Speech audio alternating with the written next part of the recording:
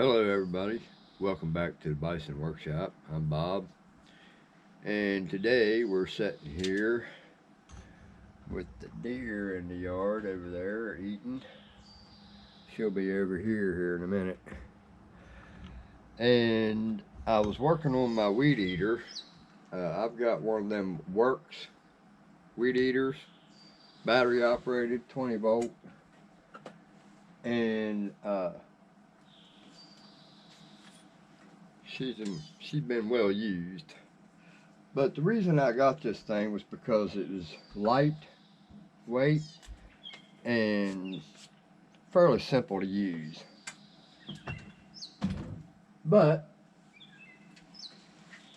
the problem I have with it is the weed eater string is a little expensive.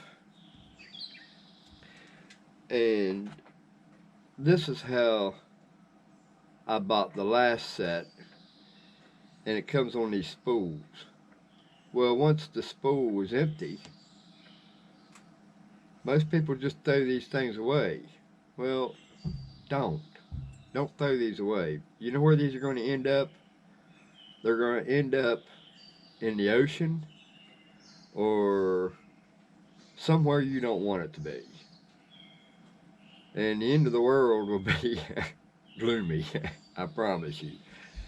So I decided that I was going to rewind these, and that's what I did.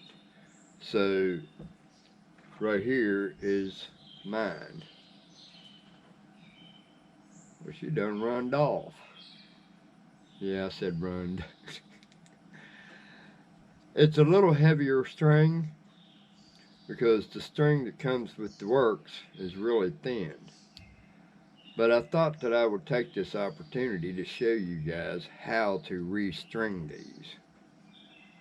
Now, what I went and got was this was the thinnest that I could get, smaller diameter, which is a 0.065, and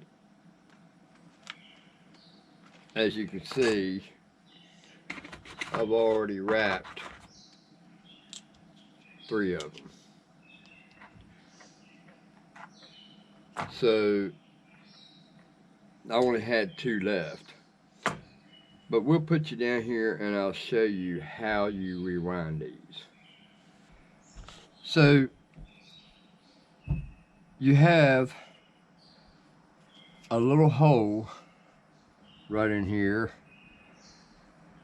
that holds your string, and there's a arrow here that shows you in what direction these go. So first thing you do is go ahead and take a bunch of string off of your line, and these things actually hold quite a bit.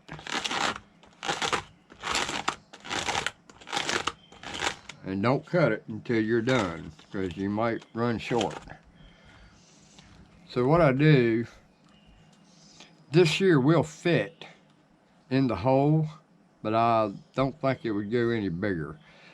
But when you cut the last one off, it leaves a point on each side, so it makes it hard to go. So I just take and cut a V or a slant on it. And then you hold that to where the wide side is facing down. Then you take and run that through the hole about 3/8 of an inch, and then you fold it back in the opposite direction. So now you're going in the right direction as the arrows. So then it's as simple as rewind it. And we'll do that until we get all the way out to the end. Now I'll try to keep them straight and in line with each other, but it's kind of hard because there's bumps in there that it's got to go up over. So once you get the first row, the rest of them pretty much fall into place, but you got to guide it and make sure that it stays straight.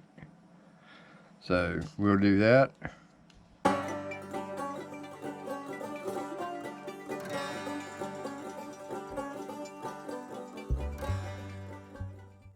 Alright, so now once you're done, you got two places where you can rest the end. So once you get it to the point where you think that's enough, just go to the nearest one next, drape that down inside there, and then bring it back around, push it down in there, and I like to cut it off a little long, but they just cut that little bit off of it, but I'll leave it a little longer. And that's how you restring your worx weed eater. When you do that, it's best to get the same size that they used. I don't know what size this is. This is actually the original box that it came in. As you can see, it's been in the shop for quite a while. But there's no, it doesn't tell you what size it is. But just whatever fits in the hole that's inside there, as long as it'll fit in that hole, you should be fine. So that's how you redo your worx weed eater string, cylinders or spools or whatever you want to call them. Now this kit came with an extra, it's not a bumper. At first I was bumping that thing. I didn't realize that there's a button you push that stops it, and when it stops, it kind of jerks the gear here and makes it put more out. Haven't figured out how that works yet, but anyway, there you got it, straight from the Bison Workshop. How to string your weed eater, worx weed eater. And I like that weed eater. It's pretty versatile. It's adjustable. And I went and got the bigger batteries for it. The little thin ones ain't worth a crap. And it probably won't be long I'll be replacing those, because I've had this thing for about 3 years. Anyway, don't forget to have your Trump coffee. You guys have a good day. Later.